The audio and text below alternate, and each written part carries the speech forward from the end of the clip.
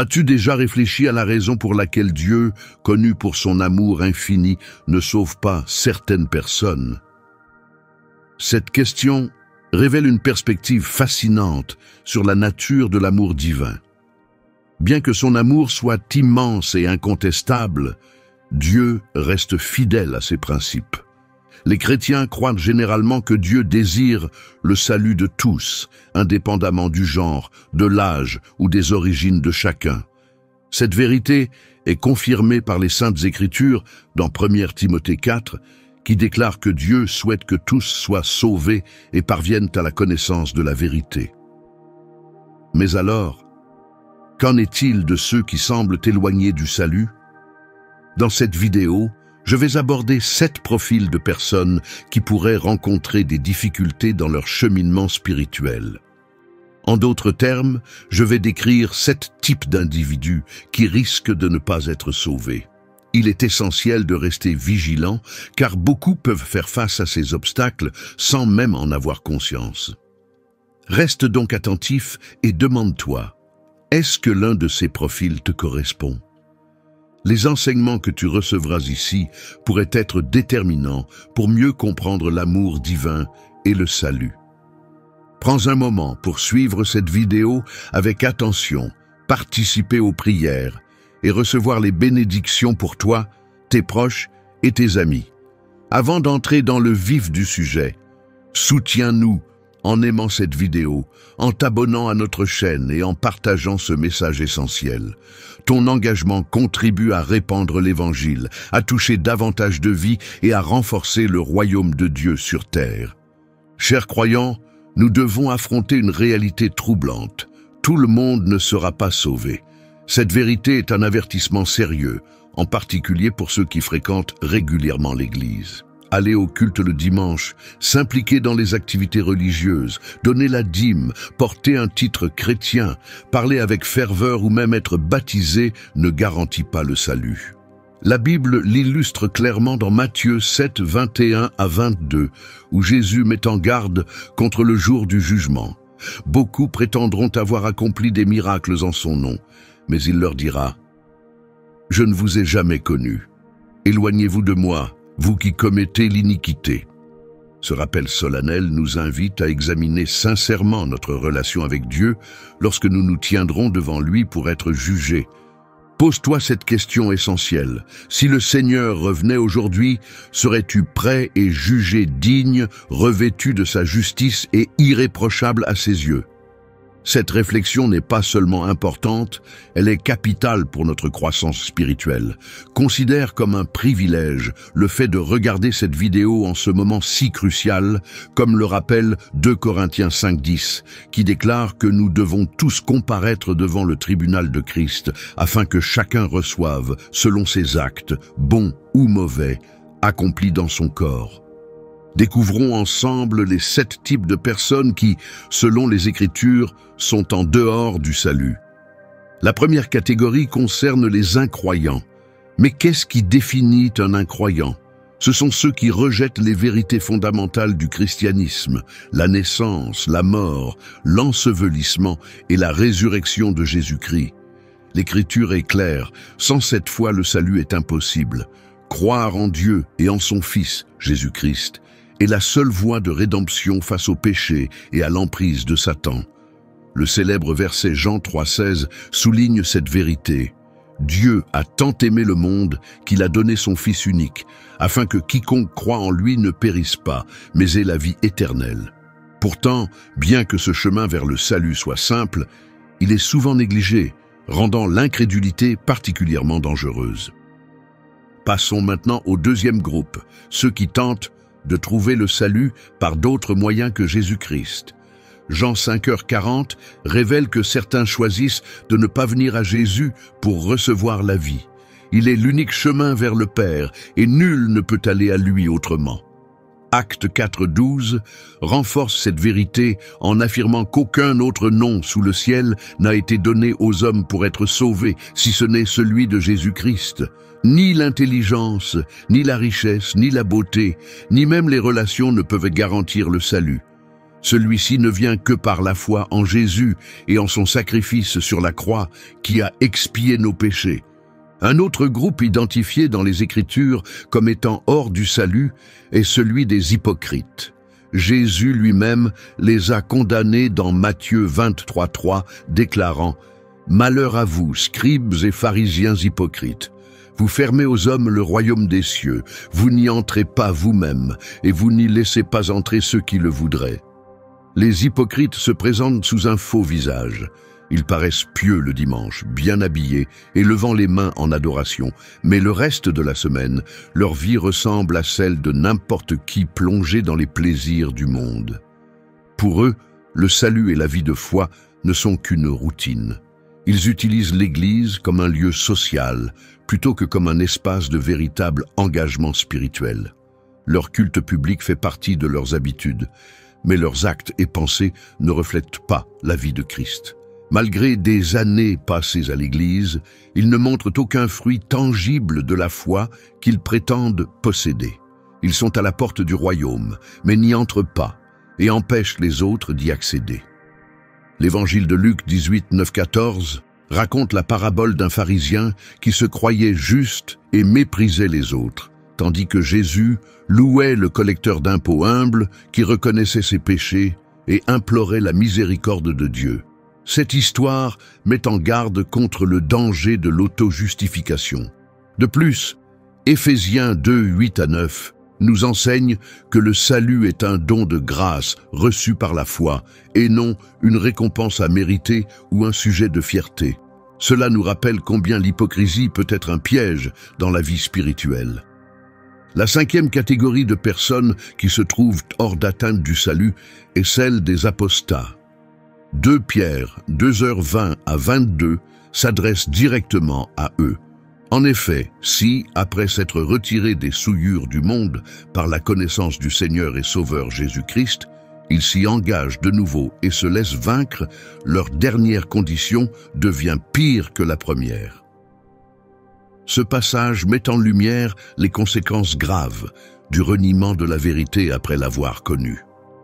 Pour ces individus, leur fin est plus terrible que leur état initial. Il aurait mieux valu qu'ils n'aient jamais connu le chemin de la justice, plutôt que, l'ayant connu, ils abandonnent le saint commandement qui leur avait été transmis. Comme le dit Proverbe, le chien retourne à son vomi et le porc lavé retourne se vautrer dans la boue. Cette image illustre ceux qui, après avoir renoncé à leurs péchés sous l'effet des enseignements religieux, reviennent à leurs anciennes habitudes, révélant ainsi leur véritable nature. Ces personnes s'engagent superficiellement dans des pratiques chrétiennes essentielles, baptême, communion, participation à l'Église, mais finissent par retourner aux séductions du monde, démontrant ainsi qu'elles n'avaient jamais réellement changé intérieurement. La sixième catégorie de personnes que les Écritures déclarent hors du salut est celle des blasphémateurs. Jésus aborde spécifiquement cette question dans Matthieu 12, 31 à 32, en avertissant que si tous les péchés et blasphèmes peuvent être pardonnés, le blasphème contre le Saint-Esprit ne le sera pas. Celui qui parle contre le Saint-Esprit ne sera pardonné ni dans ce monde, ni dans le monde à venir. Certains se moquent du Saint-Esprit ou minimisent son rôle, ce qui constitue un péché impardonnable. Il est donc crucial de faire preuve de prudence en parlant du Saint-Esprit. Évite de prendre à la légère son action, de t'associer à des groupes qui méprisent son œuvre, ou de t'engager dans des discours irrespectueux, car cela pourrait t'amener à commettre ce grave péché. Enfin, le dernier groupe décrit dans les Écritures comme étant hors du salut est constitué de ceux qui sont déjà décédés. Il n'est pas rare que des personnes demandent à des pasteurs ou à des figures religieuses de prier pour leurs proches disparus lors des funérailles. Cependant, il est essentiel de comprendre qu'aucune prière ne peut modifier le destin d'une personne après sa mort. Le salut n'est accessible que durant la vie terrestre. Au-delà de la mort, il est totalement hors de portée. Le concept du purgatoire auquel certains croient ne correspond pas à la vérité biblique. Le salut doit être obtenu de son vivant, ce qui souligne l'importance de donner sa vie à Jésus tant qu'il en est encore temps, Il est crucial de comprendre que certaines personnes restent non sauvées, non pas par manque d'amour de Dieu, mais parce que sa justice ne peut être compromise. La plus grande preuve d'amour fut l'envoi de son Fils pour mourir à notre place sur la croix du Calvaire, alors que nous étions encore pécheurs. Après ce sacrifice incommensurable, si une personne choisit de ne pas croire, Dieu ne modifiera pas ses principes. Encore une fois, je t'invite à réfléchir. As-tu réellement accepté Jésus comme ton Seigneur et Sauveur? Si ce n'est pas encore le cas, le moment idéal pour le faire est maintenant. Le concept de l'enlèvement est un sujet de discussion majeur parmi les chrétiens et même au-delà. Il ne s'agit pas seulement d'un événement prédit, mais d'une promesse divine qui s'accomplira sans aucun doute. Bien que le moment exact reste inconnu, les Écritures apportent des éclaircissements. Premier, Thessaloniciens 4:15-17 déclare que ceux d'entre nous qui seront encore en vie lors du retour du Seigneur ne précéderont pas ceux qui sont morts en Christ. Car le Seigneur lui-même descendra du ciel avec un cri de commandement, avec la voix de l'archange et au son de la trompette de Dieu. D'abord, les morts en Christ ressusciteront. Ensuite, ceux qui seront encore en vie seront enlevés avec eux dans les nuées pour rencontrer le Seigneur dans les airs, et ainsi nous serons toujours avec lui. Cet événement tant attendu est rempli d'espoir et de foi, offrant une réunion glorieuse avec le Seigneur dans les cieux, un moment que chaque fidèle disciple anticipe avec impatience. L'enlèvement est destiné à ceux qui se sont engagés sur le chemin de la rédemption en Jésus et qui ont renoncé au péché. Cela souligne que, quelles que soient les bonnes actions ou les intentions louables d'une personne, sans foi et engagement envers Dieu, elle ne sera pas enlevée lors de cet événement. Certains supposent que l'enlèvement pourrait se produire plusieurs fois, offrant ainsi une seconde chance à ceux qui auraient manqué la première. Cependant, aucune preuve biblique ne soutient cette idée. Il est donc essentiel de tout faire pour être prêt à faire partie de cet événement unique. L'enlèvement n'arrivera qu'une seule fois. Ceux qui seront laissés derrière subiront la tribulation et la persécution de l'Antichrist. En revanche, ceux qui auront été enlevés commenceront une vie éternelle avec le Seigneur, dans une communion parfaite et ininterrompue avec Jésus. Non seulement ils éviteront les souffrances de l'enfer, mais ils expérimenteront pleinement la joie de la vie éternelle. La mort, dernier ennemi, sera vaincue et jugée. Cette vidéo explorera en profondeur ce que signifie l'enlèvement. Regarde attentivement, car elle vise à renforcer ta foi et à dissiper toute inquiétude que tu pourrais avoir à ce sujet. Le terme « enlèvement » fait référence à un événement biblique crucial où Dieu retirera de la terre tous ceux qui croient en Jésus-Christ, préparant ainsi le terrain pour ses justes jugements lors de la tribulation. Il est important de noter que bien que le mot « enlèvement » n'apparaisse pas dans la Bible, de nombreux passages des Écritures font référence à cet événement majeur. Ces références se trouvent notamment dans les évangiles de Matthieu, Marc et Luc, ainsi que dans les épîtres et d'autres textes du Nouveau Testament. Ces écritures confirment la prophétie de l'enlèvement. En raison de l'importance de cet événement imminent, de nombreux enseignements ont émergé, donnant lieu à diverses interprétations et opinions. L'une des erreurs les plus courantes consiste à croire que l'enlèvement et la seconde venue de Christ sont identiques. Cependant, les textes bibliques établissent une distinction claire entre ces deux événements. La Bible différencie explicitement l'enlèvement, où les croyants seront enlevés pour rencontrer Jésus dans les airs, selon 1 Thessaloniciens 4:17, et la seconde venue de Christ, où ces mêmes croyants reviendront avec Jésus sur terre. Les différences entre l'enlèvement et la seconde venue sont essentielles.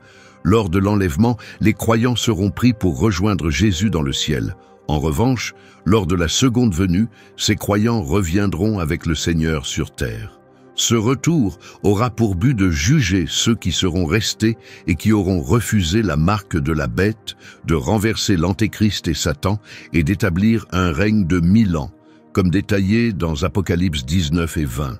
Ainsi, l'enlèvement est l'événement où les croyants quittent la terre pour rejoindre le Seigneur dans les nuées, tandis que la seconde venue marque leur retour avec Christ pour exercer le jugement et enchaîner Satan pour un millénaire. Deuxièmement, l'enlèvement surviendra instantanément, contrairement au retour de Christ, qui sera un processus plus progressif et visible. Selon 1 Corinthiens 15:52, « En un instant, en un clin d'œil, au son de la dernière trompette, car la trompette sonnera, et les morts ressusciteront incorruptibles, et nous serons changés. » Cet événement se produira soudainement, à la différence de la seconde venue, qui sera un spectacle visible de tous, comme l'illustre Matthieu 24:27, car comme l'éclair part de l'Orient et se montre jusqu'à l'Occident, ainsi sera l'avènement du Fils de l'homme. Troisièmement, l'enlèvement peut se produire à tout moment, alors que la seconde venue nécessite l'accomplissement préalable de certaines prophéties. Par conséquent, l'enlèvement précédera la seconde venue. De nombreuses interprétations existent au sujet de l'enlèvement, mais la Bible demeure la source la plus fiable et détaillée sur cet événement. Une idée fausse répandue est que l'enlèvement serait réservé uniquement aux personnes moralement exemplaires. Pourtant, la Bible affirme clairement que l'enlèvement concerne tous ceux qui ont accepté Jésus-Christ comme Seigneur et Sauveur. Peu importe combien tes actions sont admirables, sans cette confession de foi, tu risques d'être laissé derrière lorsque l'enlèvement aura lieu. Les Écritures offrent un grand réconfort et une espérance profonde, notamment pour ceux qui pleurent la perte d'un être cher en Christ. La Bible enseigne que ceux qui sont morts en Christ ressusciteront en premier. Ainsi, si l'un de tes proches était un fidèle disciple de Jésus, voici une nouvelle réjouissante. Il sera parmi les premiers à se lever et à rencontrer le Seigneur dans les airs lors de l'enlèvement. Cette vérité devrait t'apporter une grande paix et une immense joie. Tu te demandes peut-être comment te préparer à l'enlèvement. Est-il même possible de s'y préparer? Absolument. Je vais te montrer comment te préparer à cet événement capital. Tout d'abord, mène une vie de foi et de justice. Rappelle-toi la question de Jésus à ses disciples dans Luc 18:8. Mais quand le Fils de l'homme viendra, trouvera-t-il la foi sur la terre? Que cette interrogation t'inspire à fortifier ta foi et à rechercher la justice. Ne te laisse pas influencer par ceux qui doutent de l'importance d'une vie fidèle et droite. Engage-toi à ne pas seulement parler de pureté, mais à la vivre pleinement avec la grâce et la sagesse du Seigneur. De plus, un élément essentiel de la préparation à l'enlèvement est l'approfondissement des enseignements bibliques. Engage-toi à étudier les Écritures avec sérieux. En t'imprégnant de la parole de Dieu et en comprenant ses enseignements, tu deviendras un serviteur compétent, sans honte, habile à appliquer la vérité divine dans tous les domaines de ta vie. Il est primordial de lire, méditer et appliquer continuellement la Bible, tout en se méfiant des nouvelles doctrines qui s'éloignent des fondements bibliques. Souviens-toi qu'une doctrine n'est pas nécessairement vraie parce qu'elle est complexe ou mystérieuse. La sagesse divine est souvent transmise de manière simple, permettant à chacun d'être bien préparé pour accomplir de bonnes œuvres. Un autre aspect crucial de la préparation est de rester connecté à une véritable communauté de croyants. Comme le dit Proverbe 27:17, « Comme le fer aiguise le fer, ainsi un homme en aiguise un autre. » Il est essentiel de s'engager activement avec d'autres croyants, car, comme on dit souvent, l'union fait la force. La Bible nous exhorte à ne pas abandonner nos assemblées et à éviter tout ce qui pourrait nous isoler des autres fidèles. L'isolement est souvent une ruse de l'ennemi, non une volonté de Dieu. Le quatrième point clé pour se préparer à l'enlèvement est de rechercher constamment la direction et la force de Dieu par la prière, surtout dans ces derniers temps. La prière nous garde connectés à Dieu et nous soutient dans les moments où nous pourrions nous sentir seuls sur le chemin spirituel. Demande au Seigneur sa guidance et sa force, car nos propres capacités sont limitées, mais Dieu nous donne ce dont nous avons besoin pour rester fermes. Enfin, alors que tu fais des efforts pour te préparer à l'enlèvement, sache que Dieu place des signes sur notre route pour nous guider. Bien que la Bible ne donne pas la date exacte de l'enlèvement, elle nous encourage à rester attentifs aux signes des temps de la fin. Jésus lui-même a mentionné ces signes et insisté sur l'importance de la vigilance. Comme il l'a enseigné, et alors que ces signes deviennent de plus en plus évidents dans notre époque, il est crucial de suivre les Écritures et les instructions qu'il a données pour vivre dans ces derniers jours. Son avertissement dans Matthieu 24, 33 est clair. De même, quand vous verrez toutes ces choses, sachez que le Fils de l'homme est proche, à la porte. Cela nous rappelle de rester éveillés et préparés. Dans cette vidéo, je vais partager 3 enseignements essentiels de Jésus et leur application concrète dans notre vie de chrétien. Le premier enseignement de Jésus, que nous trouvons dans Matthieu 24, 46, souligne la bénédiction réservée à ceux qui seront trouvés fidèles et obéissants à son retour. Jésus insiste sur l'importance d'une foi active, affirmant que la véritable dévotion se manifeste en accomplissant sa volonté au moment où il reviendra. Il nous assure que les serviteurs loyaux, engagés dans son œuvre, recevront une grande bénédiction. Mais que signifie réellement agir activement? Plus précisément, quelles activités les disciples de Jésus devraient-ils exercer lorsqu'il reviendra? En ces temps difficiles, être en sécurité signifie accomplir fidèlement les responsabilités que Jésus nous a confiées en tant que ses disciples. Cela implique de poursuivre sans relâche la mission qu'il nous a laissée jusqu'à son retour glorieux. Jésus a expliqué ce concept à travers la parabole des talents, montrant que agir signifie adopter une approche proactive et engagée dans nos tâches assignées, en les accomplissant avec excellence et avec un véritable enthousiasme pour son retour imminent. Parmi ses responsabilités figure la proclamation de l'Évangile. Jésus a ordonné à ses disciples d'annoncer la bonne nouvelle, un élément essentiel de la Grande Commission. Cet ordre engage chaque croyant en Jésus à participer activement au partage de l'Évangile avec les autres. Notre engagement à diffuser le message du royaume de Dieu auprès de 8 milliards de personnes dans le monde doit rester ferme, malgré les obstacles et les défis que nous pourrions rencontrer. L'accompagnement des disciples est une autre mission que Jésus nous a confiée. Comme mentionné dans Matthieu 28, 20, Jésus commande « Et enseignez-leur à observer tout ce que je vous ai prescrit. Et voici, je suis avec vous tous les jours, jusqu'à la fin du monde. » L'appel à faire des disciples est aujourd'hui plus crucial que jamais, Jésus exhortant chaque croyant à multiplier et à former des disciples, contribuant ainsi à l'avancement de son royaume.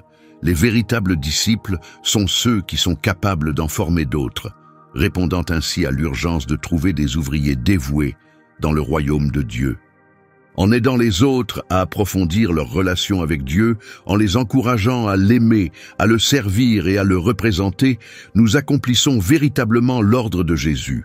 En nous engageant dans ces efforts, nous nous assurons d'être activement en train d'agir lorsque le Seigneur reviendra. Une instruction clé de Jésus pour vivre de manière juste en ces derniers jours est de rester spirituellement vigilant, en évitant les distractions qui nous éloignent du bon chemin. Comme il est écrit dans Marc 13, 33, « Prenez garde, veillez et priez, car vous ne savez pas quand ce temps viendra. » Pour les chrétiens, la vigilance passe par un engagement constant dans la prière. Nous, les fidèles, sommes appelés à garder un esprit éveillé, évitant toute forme d'endormissement spirituel. C'est une invitation à nous plonger davantage dans la prière en attendant le retour de notre Seigneur. Dans le sanctuaire de la prière, nous trouvons des qualités essentielles comme la grâce, le réconfort et la patience, indispensables pour surmonter les épreuves de ces temps troublés.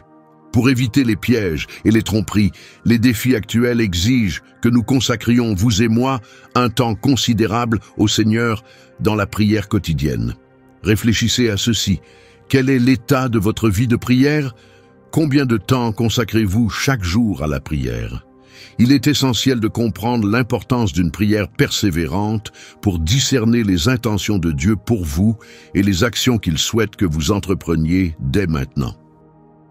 Entrer en conversation avec Dieu nous donne un avantage face aux nombreux pièges de Satan. Beaucoup de croyants ne réalisent pas encore que le monde évolue chaque jour pour se conformer au plan de l'Antichrist, Satan s'efforçant d'égarer autant de fidèles que possible. Cependant, gardez à l'esprit qu'il est un maître de la tromperie. Consacrer un temps significatif à la prière quotidienne nous aide à rester vigilants et réceptifs aux avertissements de Jésus, qui nous exhorte à demeurer attentifs à son retour imminent. Négliger notre vigilance en ces derniers jours, c'est ignorer ce conseil essentiel. Restez éveillés et attentifs, car nous ne connaissons ni le jour ni l'heure de son retour. Marc 13h35-36 nous avertit « Veillez donc, car vous ne savez pas quand le maître de la maison viendra, s'il arrive tout à coup, qu'il ne vous trouve pas endormi. » Cet avertissement est clair. Nous devons éviter l'engourdissement spirituel. Dans ce contexte, dormir ne fait pas référence au repos physique, mais à un état d'insouciance et de négligence spirituelle. Ainsi, en ces temps d'incertitude et de changement, il est crucial de suivre cet enseignement en restant vigilant et engagé dans la prière. Le moment exact du retour divin demeure inconnu. Rester spirituellement éveillé et attentif est fondamental pour ne pas être pris au dépourvu et être préparé aux défis à venir. Jésus insiste sur l'importance de maintenir notre concentration et de ne pas sombrer dans la complaisance ou la négligence à l'égard du royaume de Dieu et de son retour imminent. Il nous exhorte à rester vigilants, car nul ne sait quand il reviendra. Nous devons résister aux tendances éphémères et aux distractions qui pourraient nous faire ignorer ces avertissements. Chaque croyant est appelé à rester en alerte, à attendre le retour du Seigneur avec espérance et à éviter tout ce qui pourrait compromettre sa foi ou son engagement spirituel. Être vigilant signifie s'engager activement à préserver nos croyances fondamentales et notre foi en Jésus, en mettant en priorité tout ce qui le glorifie et en rejetant tout ce qui pourrait détourner notre cœur. La troisième mise en garde de Jésus apparaît dans Luc 21, 34-35, où il nous exhorte à ne pas laisser nos cœurs être accablés par l'excès et les soucis de la vie qui pourraient nous piéger de manière inattendue. Il nous alerte sur les dangers de comportements frivoles et incontrôlés, qui risquent de se répandre à l'approche des derniers jours. Nous nous rappelons des circonstances similaires qui ont précédé la destruction de Noé, de Sodome et Gomorrhe et de Babylone.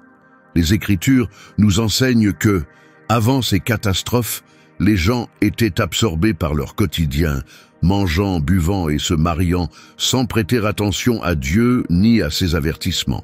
Aujourd'hui, nous sommes dans une situation comparable où beaucoup perdent progressivement de vue Dieu, influencés par les mensonges et les tromperies propagées à travers la culture, les médias et même les systèmes politiques.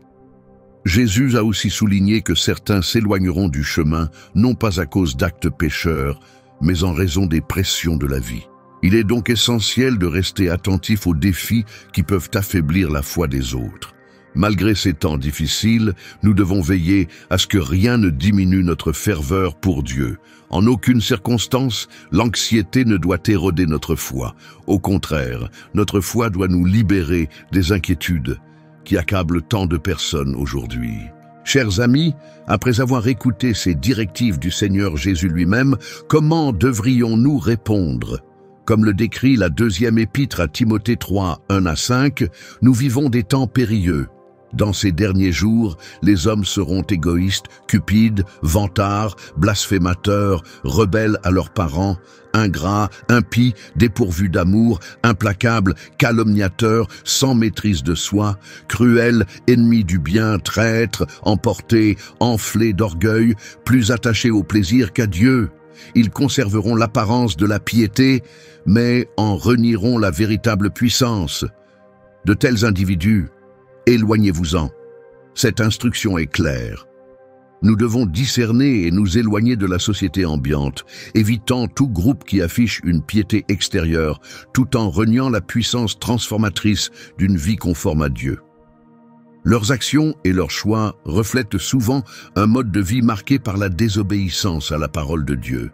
Alors que nous attendons avec espoir et anticipation le retour du Seigneur, nous devons fermement conserver notre profession de foi et défendre avec ardeur la foi qui nous a été transmise. Restons solides, inébranlables et constants, sachant qu'à son retour, le Seigneur récompensera ceux qui ont gardé leur regard fixé sur lui et ont consacré leur vie à le glorifier. Apocalypse 22:12 nous rappelle « Voici, je viens bientôt, et ma récompense est avec moi, pour rendre à chacun selon son œuvre. » Avez-vous réfléchi à ce qui compte vraiment dans la vie? Quelle est la seule chose que vous voudriez préserver si vous étiez sur le point d'entrer dans l'éternité? Ceux qui ont frôlé la mort voient souvent leur vie prendre une toute autre perspective. En ces instants, tout le reste perd de son importance, ne laissant qu'un élément essentiel, Christ Jésus. Au seuil de la mort, il devient évident qu'au-delà de nos efforts terrestres et de nos réussites, seule notre relation avec Christ, rendue possible par son sacrifice à la croix, a une valeur éternelle. Rejoignez-moi alors que nous plongeons profondément dans ce message puissant et découvrons la vérité immuable de la croix du Christ, qui offre le salut à nos âmes et nous garantit la promesse d'une vie au-delà de la mort. Ce message est d'une importance capitale et Dieu appelle votre attention totale. Ne laissez rien vous échapper. Ouvrez votre cœur et accueillez-le dès maintenant. Nous ne savons jamais ce que le prochain instant nous réserve. Galates 6,14 nous enseigne que notre plus grande fierté doit être la croix de notre Seigneur Jésus-Christ. Le passage affirme clairement que nous ne devons nous glorifier que dans la croix de notre Seigneur Jésus-Christ, par laquelle le monde est crucifié pour nous, et nous pour le monde. Cela signifie qu'à l'échelle de l'éternité, nos réalisations terrestres et nos désirs perdent toute importance face à la perspective divine. Imaginez un homme confronté à l'imminence de la mort. Prenons l'exemple d'un homme d'affaires qui a minutieusement préparé une réunion cruciale prévue pour la semaine suivante. Lorsqu'il réalise qu'il est sur le point de mourir, l'importance de cette réunion s'efface instantanément, devenant un détail insignifiant dans l'ensemble de sa vie. Son obsession pour la richesse disparaît, son enthousiasme pour son équipe de football préférée s'éteint, et même sa maison bien-aimée, autrefois considérée comme un bien précieux, lui semble désormais sans valeur. Amis, ce message nous rappelle avec force que les ambitions et les valeurs que nous privilégions souvent manquent de véritable importance dans le grand contexte de l'éternité. La richesse, les biens matériels et même nos plus grandes réussites sont éphémères lorsqu'on les compare à la question fondamentale de notre destinée éternelle. Au centre de cette perspective se trouve la croix du Christ, élément déterminant de notre sort éternel. Il est crucial que chacun de nous intègre profondément ce message, car la mort est une certitude qui nous attend tous. Lorsque la fin approche, toutes nos préoccupations terrestres et nos priorités mal orientées s'évanouissent, comme de la fumée au vent. Au plus profond de nous-mêmes, nous savons que c'est la réalité. Mais trop souvent, notre quête de réussite, de reconnaissance et de gains matériels nous détourne de l'essentiel, notre relation avec Dieu. Nous devons nous poser la question, qu'est-ce qui est véritablement éternel? Que cette vérité nous réveille et nous pousse à réévaluer nos valeurs afin de réaligner notre vie sur les vérités éternelles. Réfléchir à ce qui nous attend au-delà de notre existence terrestre nous conduit à une interrogation sérieuse sur la vie après la mort. Que devient-on à la fin de notre parcours sur cette terre? Que nous attend-il après la mort? Certains spéculent sur des concepts comme le purgatoire ou un sommeil temporaire jusqu'à la résurrection. Mais Hébreux 9:27 éclaire cette question. Il est réservé aux hommes de mourir une seule fois, après quoi vient le jugement.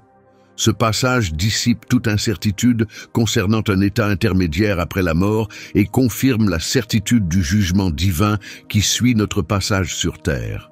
L'idée du purgatoire cède la place à la réalité absolue du jugement de Dieu. Amis, prendre conscience de cette certitude du jugement divin doit transformer notre manière de vivre. Sachant qu'un Dieu saint et éternel examinera chaque aspect de notre existence, nous sommes appelés à vivre différemment. Chaque parole prononcée, chaque action accomplie sera examinée. Le jugement est imminent. Il se profile à l'horizon. Et il est essentiel de comprendre qu'un élément déterminant scellera le destin de notre âme. Dans 1 Corinthiens 1:18, nous sommes rappelés à l'importance de la croix.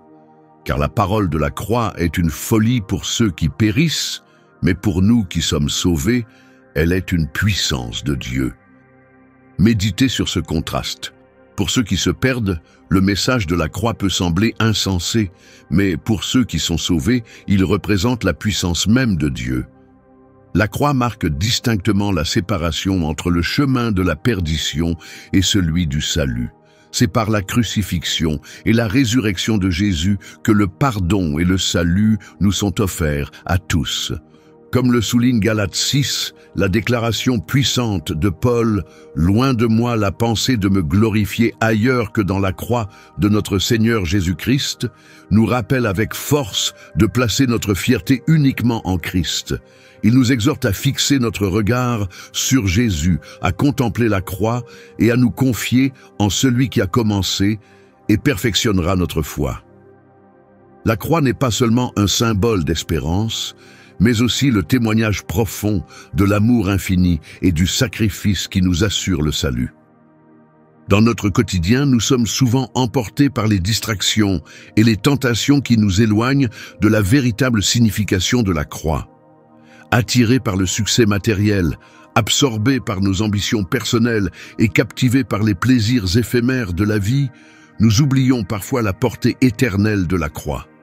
Pourtant, face à l'éternité, ces poursuites terrestres paraissent dérisoires comparées à l'influence durable de la croix, qui trace la frontière entre ceux qui se dirigent vers la perdition et ceux qui marchent vers le salut.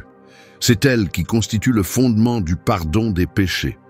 Alors que nous naviguons à travers les complexités de la vie, les enseignements des apôtres nous exhortent avec force à nous concentrer sur la puissance transformatrice de la croix. Nous sommes appelés à méditer sur les profondes vérités que révèlent les Écritures, en particulier alors que nous contemplons le jugement imminent et le pouvoir de transformation de la croix. Dans un monde qui sollicite sans cesse notre attention, nous sommes confrontés à d'innombrables distractions qui cherchent à détourner notre regard de la croix. Il est essentiel de maintenir la croix au centre de notre vie, comme un rappel constant de ne pas nous laisser piéger par des quêtes futiles et des illusions éphémères, mais de rechercher la signification profonde et éternelle qu'elle incarne. La société nous pousse souvent à l'auto-glorification, nous incitant à placer notre fierté dans nos actions et notre propre droiture, cultivant ainsi une illusion d'autosuffisance fondée sur nos vertus supposées. Cette perspective biaisée nous conduit à ignorer la réalité profonde de notre condition humaine. Nous sommes constamment encouragés à nous rappeler nos bonnes actions, notre bienveillance, notre amour, notre responsabilité, notre engagement communautaire et notre soin pour notre famille, nous félicitant pour notre rectitude morale et notre respect des lois, ce qui amène beaucoup à se considérer comme des personnes vertueuses. Cet état d'esprit est répandu à travers de nombreuses cultures, influençant non seulement ceux qui ne croient pas, mais obscurcissant aussi la compréhension de leur propre nature pécheresse et des graves conséquences qu'elle entraîne. Cette ignorance généralisée du péché est précisément ce que des passages bibliques comme Romains 3:23 cherchent à révéler, car tous ont péché et sont privés de la gloire de Dieu.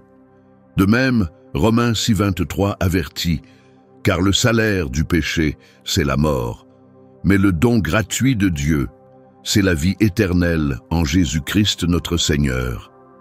Pourtant, Beaucoup continuent à vivre dans l'illusion de leur propre justice, s'éloignant ainsi du salut offert librement en Christ jusqu'à ce qu'il soit tragiquement trop tard. De plus, la perception courante du péché comme étant uniquement des actes graves ou des fautes morales majeures est radicalement renversée par l'Évangile qui affirme que nous sommes tous, sans exception, en deçà de la gloire de Dieu. L'Évangile ne suggère pas seulement, mais affirme avec force que chacun, même ceux qui sont considérés comme exemplaires et vertueux selon les normes de la société, est intrinsèquement pécheur devant un Dieu saint. Cette déclaration sans détour choque souvent et offense, conduisant beaucoup à rejeter catégoriquement l'étiquette de pécheur et à s'accrocher à leur propre justice supposée. En conséquence, le message de l'Évangile devient une pierre d'achoppement, perçue comme offensant et incompréhensible par ceux qui refusent de reconnaître leur besoin de salut. Cette résistance est renforcée par un monde qui promeut souvent l'idée que les réalisations personnelles et l'intégrité morale suffisent à obtenir la faveur divine. Beaucoup s'accrochent à leurs actes de charité et à leur droiture morale, croyant que ces actions suffisent à établir leur justice devant Dieu. Séduits par cette illusion, ils considèrent le message de la croix comme superflu, persuadés qu'ils peuvent mériter le salut par leurs propres efforts. Cette illusion est alimentée par les normes sociétales qui suggèrent que la croix est sans pertinence dans la vie moderne. Pourtant, il est crucial de remettre en question cette fausse croyance et d'embrasser une vérité troublante. Nos actes de bonté, aussi nombreux soient-ils, sont insuffisants pour notre rédemption. Nous devons accepter la réalité que notre propre justice ne peut pas nous sauver. Il est impossible d'ignorer le mépris croissant pour la vie humaine dans le monde d'aujourd'hui. Un simple coup d'œil sur un smartphone ou un écran d'actualité révèle une atmosphère globale d'hostilité. Nous assistons à une recrudescence des meurtres, des conflits armés et du terrorisme à une échelle sans précédent depuis 90 ans. L'ampleur des destructions est stupéfiante, avec plus de vies perdues à cause des guerres au cours des 5 derniers siècles combinés. Le siècle passé à lui seul a vu environ 203 millions de personnes périr à cause des conflits, tandis que la dernière décennie a causé la mort d'environ 2 millions d'enfants et en a laissé 4 à 5 millions d'autres handicapés à cause de la guerre. Face à de telles réalités, il devient difficile d'ignorer la proximité du jugement divin. Mais que l'enlèvement survienne en premier ou que nous quittions cette vie pour l'éternité, la question essentielle demeure. Sommes-nous prêts à rencontrer notre Créateur dans l'état où nous sommes actuellement? Avons-nous une relation avec Jésus? Écoutez cet appel. Mettons de côté les distractions et les préoccupations de la vie quotidienne. Au bout du compte, ce qui comptera réellement, c'est votre relation avec Jésus. Votre solde bancaire, votre statut social, votre nombre d'abonnés sur Instagram ou toute autre influence sur les réseaux sociaux n'auront aucune importance. Seule la préparation de votre âme sera déterminante. En cet instant, consacrons nos cœurs au Seigneur.